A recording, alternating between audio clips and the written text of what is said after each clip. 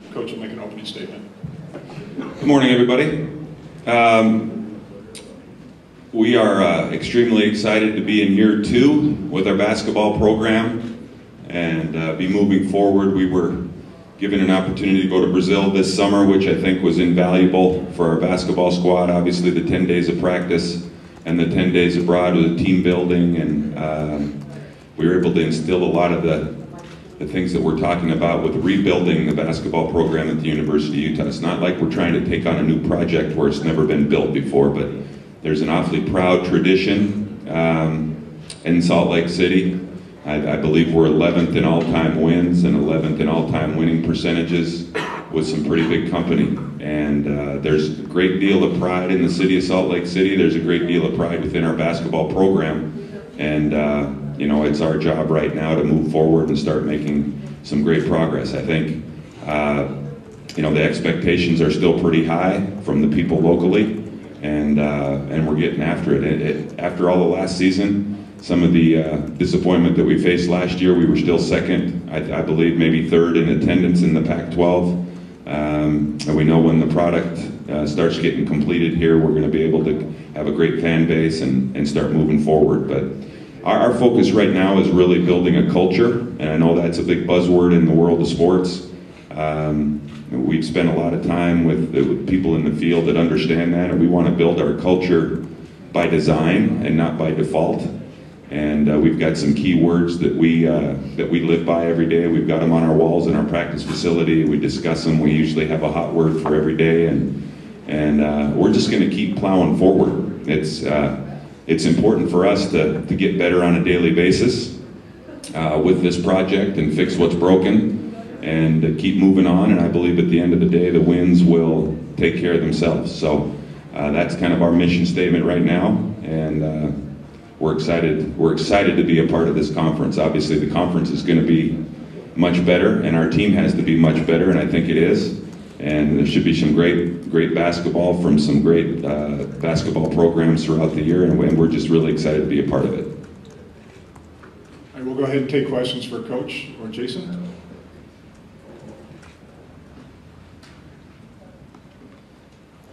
Question in the far back left.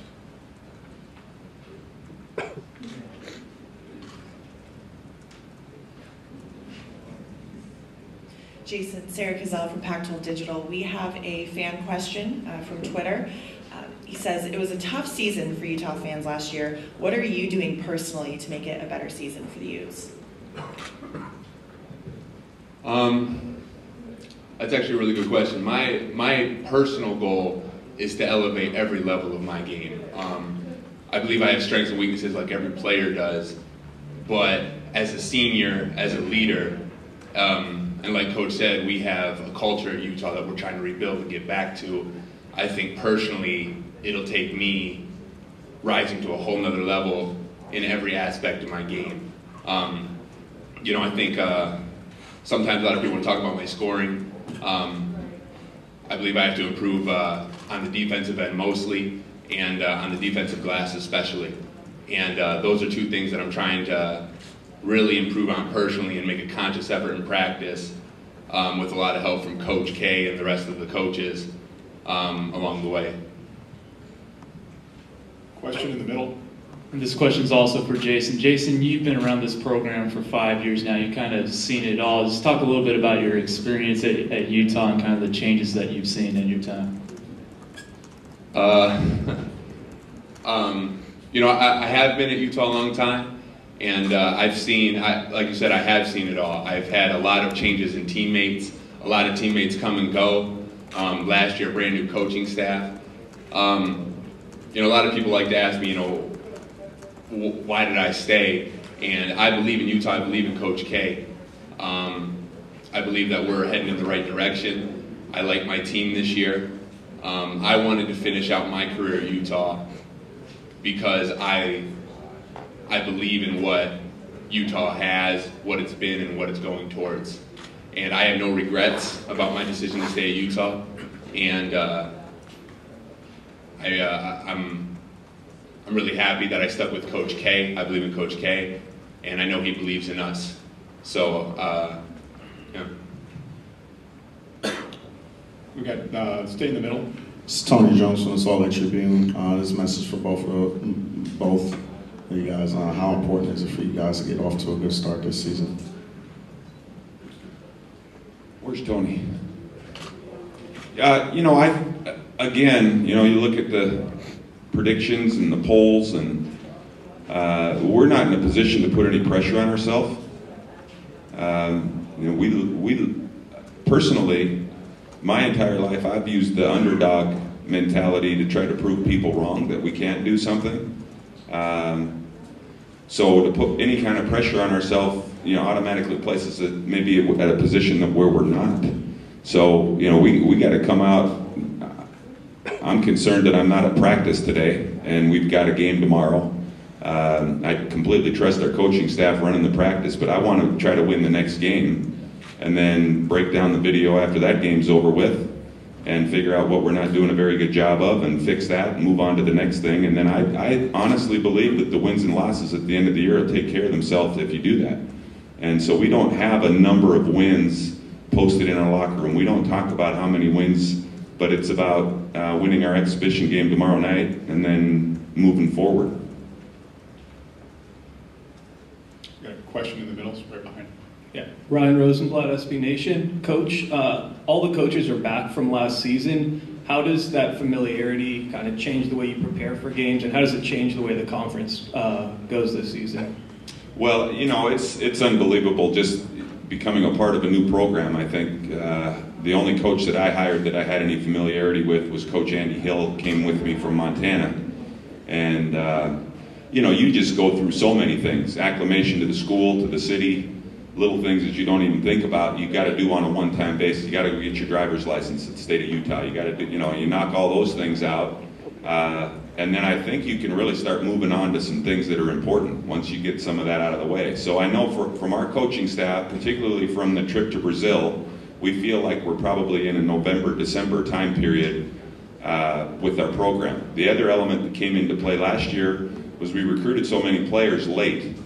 After the second signing date in April and some of the kids in May, that we weren't really that familiar with our team, and we didn't have a foreign tour. So with the limits on how much time we can spend with our players, it really wasn't until school started that we even determined what strengths and weaknesses were of our own players, let alone our coaching staff. And I think I observed a lot and evaluated our staff, and we put people in positions. We've got an offensive coordinator, a defensive coordinator to kind of take a page out of football, put people in areas where I think their strengths are. We've divided up a lot of responsibility, and now we're really getting better basketball-wise at some of the things that are important, where maybe we were floundering a year ago just trying to find our way. Question right down here in front. Larry Doug Howler with the Arizona Republic. Could you describe Jordan Loveridge as a player, and maybe just tell us what role you expect him to play as a freshman? Well, Jordan Loveridge is a tremendous player. He was the first person I saw. First day I was able to go to local high schools in Salt Lake City and paid a visit to West Jordan High School and sat and watched him play and offered him a scholarship. And he was also one of those people later that summer, by basketball terminology, that kind of blew up in the summertime. He led his team to the Final Four of the Super 64 tournament in Las Vegas. Was basically just a play or two away from being on ESPN to play in the championship game of that tournament, and he was kind of the heart and soul of that squad. And Jordan has a tremendous appetite to get better. He's extremely coachable. I think if I could describe him in a word or two, would be you know, some people just have a motor and they've got a nose for the ball. He's got a really great ability of getting after it and finding loose balls. And I also think at 6'7", he's going to be a versatile player. He's playing probably more of a four-man right now for us, but we've had a couple of injuries that has slid him into the 3 spot. I think he shoots the ball really well. You know, so we just didn't want to throw too much at him initially and expect him to play 2 positions, but I think he can stretch the floor and maybe take some big guys off the dribble a little bit and also extend the floor for us. But he's you know, he's our kind of guy. It's been quite a while since the state of Utah has landed the top player in the state of Utah. And he meant a tremendous amount to our program. to get this thing rebuilt again, and he's continues to help us. I think his statement that he joined us is a testament to where we're heading, and I think some of the other young kids hopefully will follow his lead along the way. We'll take one more question right here. Coach, you ask your players to be the mayors of your athletic department. What do you mean by that? Mayors, I've actually kind of changed the term because it's a political term, and there's not always great mayors, but I've changed it to an ambassador for our basketball program.